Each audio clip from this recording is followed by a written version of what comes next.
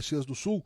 O espetáculo estreou na cidade no dia 29 de outubro, lotando o Teatro Pedro Parente. Para falar sobre isso, né, a gente traz aqui ao programa Matheus Brusa, que é diretor, coreógrafo, professor de dança contemporânea, composição coreográfica, jurado, cenógrafo, iluminador, palestrante, videomaker e compositor de trilha sonora. Só isso, né? Vamos lá, aqui está o nosso amigo Matheus Brusa. Bom dia, tudo bem, Matheus?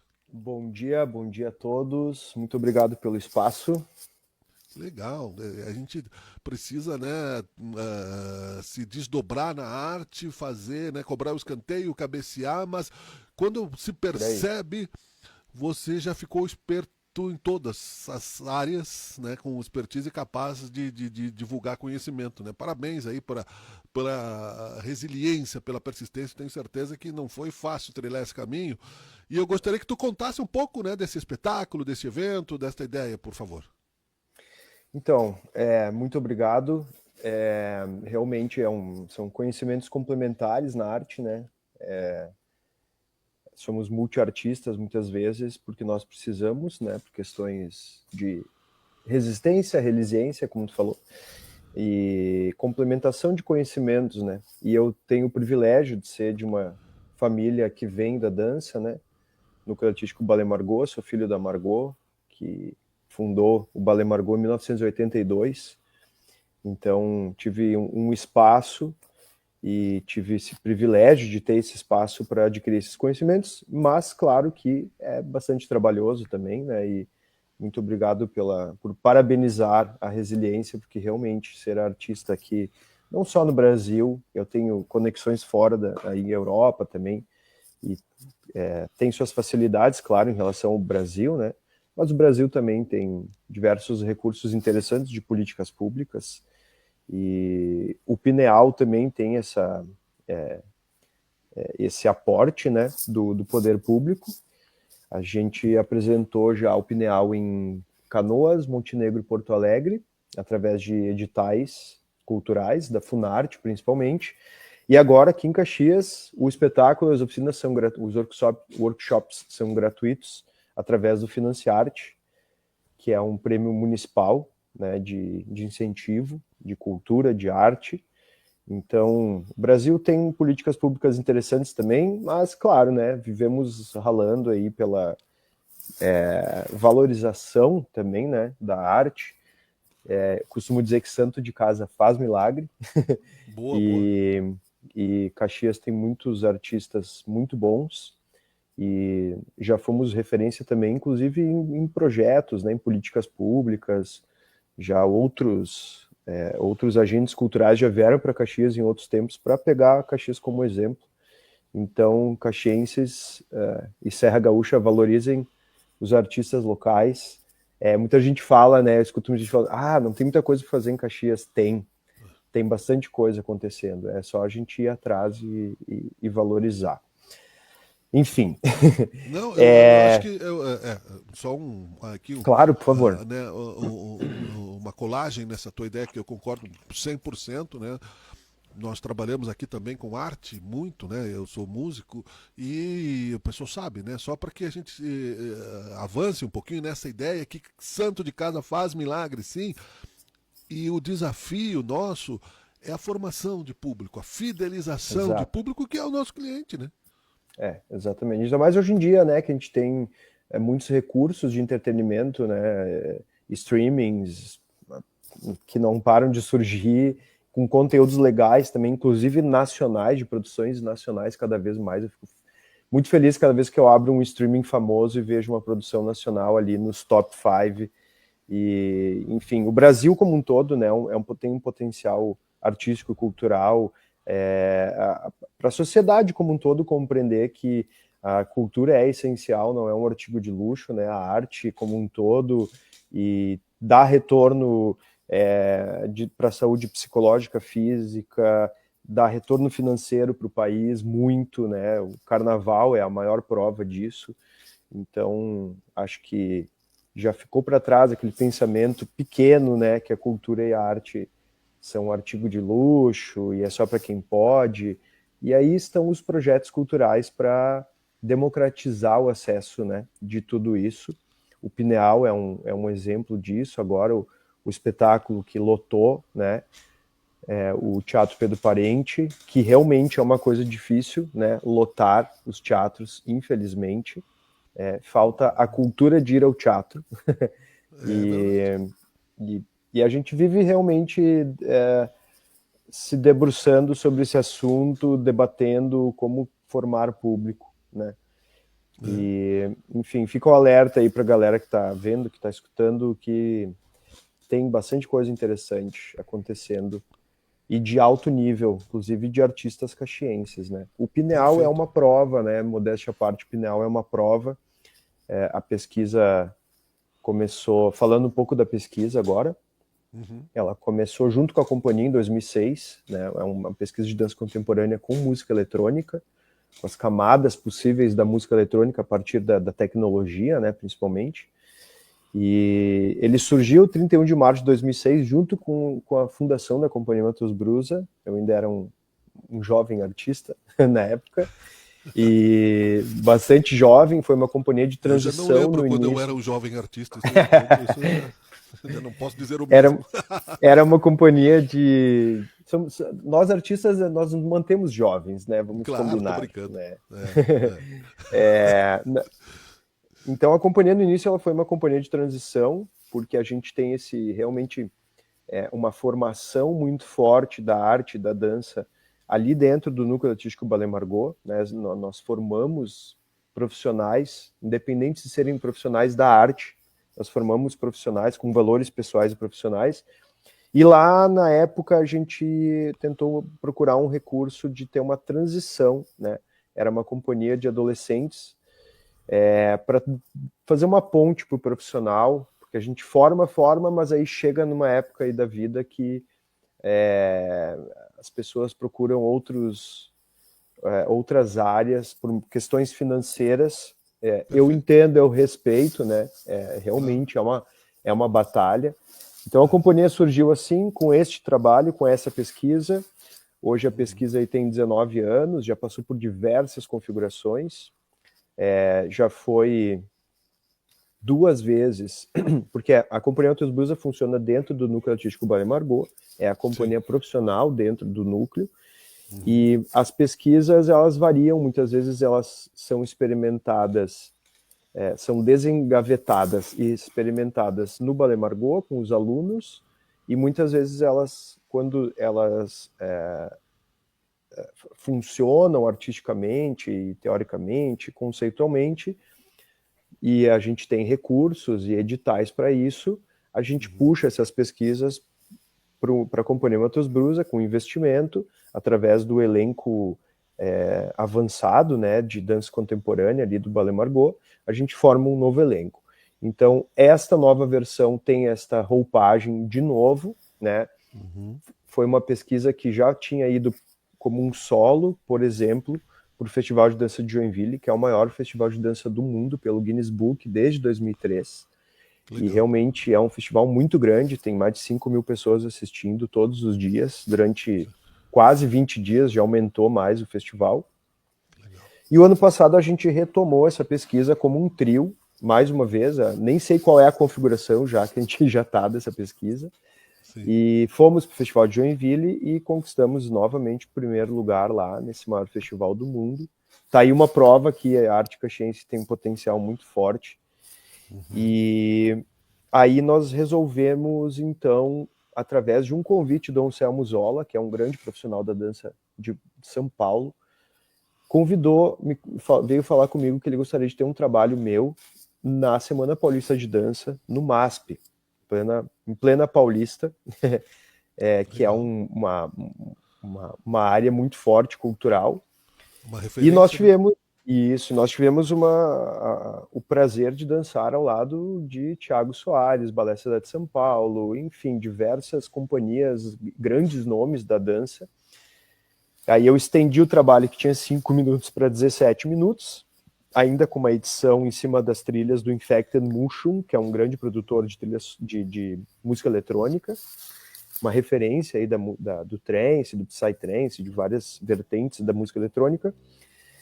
E deu muito certo novamente. E aí, conversando com a minha irmã, Cate Brusa, produtora da companhia, e que ao meu lado segue o legado da nossa mãe, né, que infelizmente veio a falecer ano passado. Aí nós seguimos este legado e retomamos a companhia Matheus Brusa, que tinha parado em 2018 por questões de pandemia, questões de falta de incentivo cultural, de projetos culturais, né? A gente teve até um momento que a gente estava até sem Ministério da Cultura, então agora voltaram os editais, a gente conseguiu aprovar a Funarte, Financiarte, retomamos a companhia, e aí voltei a falar com 2 grandes músicos da cidade, estou falando com outro agora, Bom, obrigado. tem esse privilégio também, e Caxias é um polo artístico de música incrível, muito forte, né? Tem muito músico bom na cidade, e eu tenho o privilégio de trabalhar com músicos desde muito tempo, até porque eu fiz muita iluminação para espetáculos de música também, e nessa rede artística de Caxias eu tive o prazer de conhecer muitos músicos incríveis. Que legal. E aí, inclusive, na foto, para quem está assistindo aí, tem o Lázaro Nascimento e o Marcelinho Silva, ou Marcelo Polese, e retomamos uma das características principais da companhia, que é a trilha sonora ao vivo específica, montada para os espetáculos. Muito legal. Então, ali tocando guitarra na imagem está o Lázaro Nascimento, que é o diretor musical da companhia, e o compositor harmônico e melódico, né, desde 2009, e o outro do meu lado ali, eu estou no meio, do meu lado ali tem o Marcelo Polese, que também trabalha comigo aí desde 2006, 2007, e que tem um estudo, um conhecimento muito aprofundado em percussão e bateria, então ele ajudou muito a trazer os rituais mais tribais de tambores para a pesquisa. E aí, até o ano passado, o espetáculo se intitulava Trance, porque ele tinha um foco muito forte no trance, na música eletrônica, e tem um estudo bastante aprofundado das camadas sonoras e visuais, né? E aí eu me deparei com o conceito da glândula pineal o ano passado, e vi que aquele conceito da glândula pineal, ele dialoga muito com o conceito da obra em si, do estudo em si. E aí começamos a desenvolver mais, mantendo a característica da música eletrônica, mas mesclando com instrumentos orgânicos, tambores, cuíca, pau de chuva, guitarra. Ao mesmo tempo a gente toca launchpads, baterias eletrônicas. Então tem muitos instrumentos que a gente toca, cachixi, chocalhos, djembe. Desculpa, que legal. E essa relação com a pineal é mística? Tem alguma questão mediúnica aí, né? Então, aí a gente aprofundou isso. A gente aprofundou o conceito físico, né? Que a gente, formado em dança, estudei anatomia, eu gosto muito dessa área também, né? Então, tem a melatonina, tem a questão de hormônios, mas principalmente a questão do conceito do terceiro olho, né? Existe um mistério e um misticismo ao mesmo tempo na glândula pineal, e o mistério do que vem se descobrindo, né? Talvez essa glândula, esse terceiro olho, esses cristais que descobriram há pouco tempo, eles têm uma conexão, talvez seja uma explicação possível de algo que a humanidade vem há tantos milhares de anos tentando entender, compreender, né? Sobre o espiritismo, o espiritualismo. Isso aí. E a partir disso a gente fez um estudo sobre rituais, né? O espetáculo começa como um grande ritual cósmico, elas são criaturas no início do espetáculo, as 3 intérpretes criadoras, que também estão super bem no espetáculo, e a gente foi afunilando esse ritual cósmico para um ritual mais terreno, mais do planeta Terra, e a partir disso a gente aprofundou a pesquisa, tanto sonora quanto visual, em diversas vertentes da fé humana, né, do catolicismo, a Umbanda, o Candomblé, o espiritualismo, o budismo, o hinduísmo. A gente buscou várias referências semióticas visuais, mudras, né, das mãos, várias referências. E o espetáculo, ele mexe, a gente tem um bate-papo depois do espetáculo, pelos editais também, promovido, né, através dos editais, e ele mexe bastante com as pessoas, a gente está escutando interpretações, está recebendo depoimentos muito legais, e que fazem uma ponte com esse ritual, com a sensação, a gente queima palo santo dentro do teatro antes, para tentar atingir todos os sentidos do público, e a gente está tendo retornos muito legais, assim, depoimentos muito legais, assim, de como como mexe com as pessoas, desperta coisas no público, coisas boas, coisas ruins, coisas mais pesadas, coisas mais leves, que é isso, a vida é isso, né? O ser humano é isso, a gente vive essa dualidade. Sensações. Exatamente. E a parte artística também, ele é um espetáculo, são 40 minutos intensos, muito dinâmicos. O espetáculo fala de ciclo, fala de decomposição, de recomposição, de morte, de renascimento. Que legal. Então, o espetáculo é muito dinâmico. Eu, quanto criador, cada vez mais, a partir da tecnologia, do avanço da tecnologia, o acesso à informação de imagens, né, velocidade de imagens, eu, quanto criador, venho me alterando a cada pouco, tentando acompanhar para manter a atenção do público, né? Então é um espetáculo muito dinâmico, as bailarinas mexem com o cenário, as saias são grandes saias, o figurino com ferro na borda, então o movimento da saia já são, eu digo que são mais 3 bailarinas que dançam, as bailarinas vestem mais 3 bailarinas que dançam junto, então é um espetáculo muito dinâmico, com muitas trocas de climas, os músicos não aparecem desde o início, eles vão surgindo aos poucos, é um espetáculo dinâmico, né? Um espetáculo bastante variável, assim, com muitas trocas de sensações visuais e sonoras.